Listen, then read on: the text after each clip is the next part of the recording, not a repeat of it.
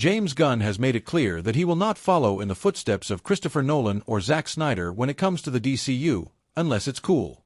Welcome to Stats In. If you're just joining us, please subscribe and don't forget to turn on notifications bell for more video. James Gunn had the oddest choice to kick off his DCU with Creature Commandos. However, the show has managed to wow fans and critics, giving audiences a peek into what the DC universe is going to look like under his and Peter Zaslav's supervision. Creature Commandos might have been an odd place to start for the DCU, but James Gunn has made it abundantly clear that he would not go the generic route with starting a DC shared universe either.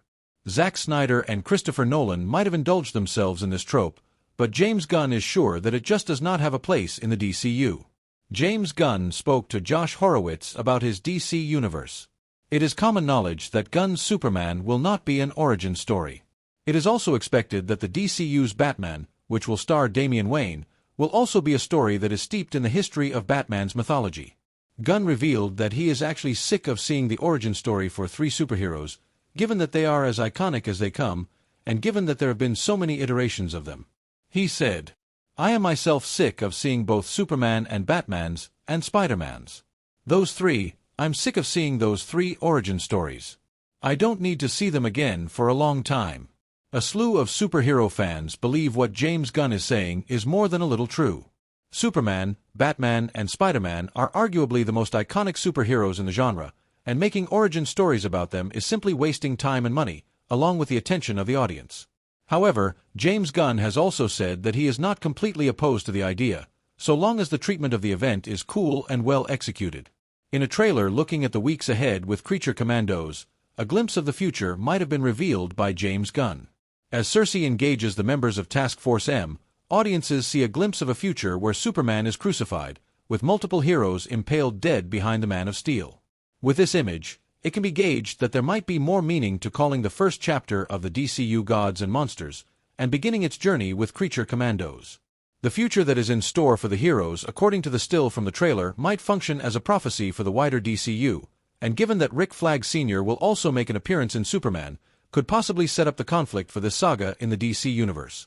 With Creature Commandos, the DCU has finally begun, and James Gunn finally gets to prove why letting go of Henry Cavill was worth it.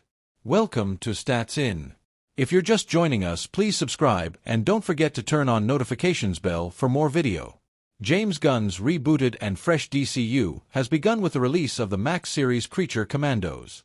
True to Gunn's style, the animated series focuses on a few lesser-known characters from the DC Comics roster and gives a Suicide Squad-esque mission for a bunch of oddballs to go on before DC's biggest superhero makes an appearance.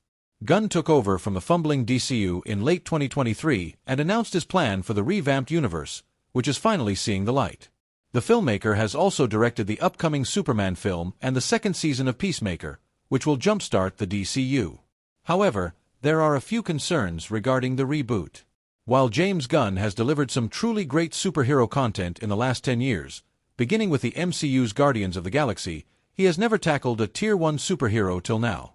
The DC Studios co-chief has directed the Suicide Squad and Peacemaker, both of which had the freedom to get the Gunn treatment. However, his first DCU project as a director will be none other than Kal-El himself in Superman. The 2025 film will see Gunn tackle the one who started it all with new hero David Corenswet and a host of other characters like Lois Lane, Lex Luthor, Guy Gardner, and more. Despite being the DCU's first film, Gunn has maintained that this is not an origin story. Not only has Gunn never tackled a huge hero like Superman, but the character itself can be too morally black and white for him to be relevant to this era. The filmmaker has the momentous task of delivering a Superman who stays true to his ideals and is appealing to a whole new generation of fans. Image Comics writer Todd McFarlane stressed the importance of getting Superman right in an interview with Screen Rant. He said, "How do you take a character that's been around so long that not only does your mom know about it, but your grandparents know about it, and make a character that your grandparents used to know relevant today? That's hard because there's a stigma of like, that's mom and dad stuff. We've got cool hip stuff over here. How do you make Mickey Mouse relevant to kids today when you have Buzz Lightyear?" It is also the type of character where James Gunn's brand of humor might be tough to pull off. Gunn has already tackled a Superman-esque character as a producer on Brightburn, but this is more cookie clutter than any of those films. This one created superheroes, and it is as formulaic as it gets. The DCU had Henry Cavill as Superman, but despite announcing that he would return, James Gunn's insistence on the DCU focusing on a younger Superman led to him exiting the franchise. This move angered many fans, as Cavill never really got a chance to shine as the caped Kryptonian, with only Man of Steel being a full-fledged role. Gunn instead chose to go with David Corenswet, an up-and-coming star whose best-known role to date is his appearance in Netflix's Hollywood. The casting was controversial for many reasons, but many fans pointed out his physical similarity with Cavill, leading many to question the decision. Superman is also not an origin story, so was there really a need for a younger Superman? The Peacemaker director really has a tough task up his sleeve, as the casting will be seen through the lens of having to let Henry Cavill go. Corenswet not only has the pressure of playing one of the most popular characters in the world, but also has to live up to his predecessor's performance, which many have grown to like now. James Gunn has maintained that Corenswet has delivered an exceptional performance. While promoting Creature Commandos, Gunn reiterated his statement as he reportedly test-screened the film, which is still in post-production. He said to THR, "Honestly, from the bottom of my heart, David Corenswet is going to freak everyone out with how great he is. He is one of the best actors I've ever worked with, and he can do everything. The man is incredible. One can only hope that the freaking out is positive." Gunn is yet to cast a Batman for the DCU, though a brave and the bold film has been announced as part of the slate for the DCU's first chapter, Gods and Monsters. Okay, the Snyderverse was not perfect, but it HS its fans. Zack Snyder's dark and biblical take on superheroes, starting with Man of Steel and going along with Batman v Superman, Dawn of Justice, and Zack Snyder's Justice League, may be a bold take on the genre, but it was not the billion-dollar pumping MCU formula that WB needed at the time.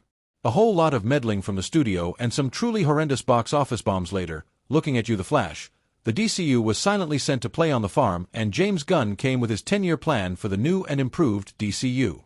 However, there are still remnants of the past, with actors like Viola Davis and John Cena still continuing.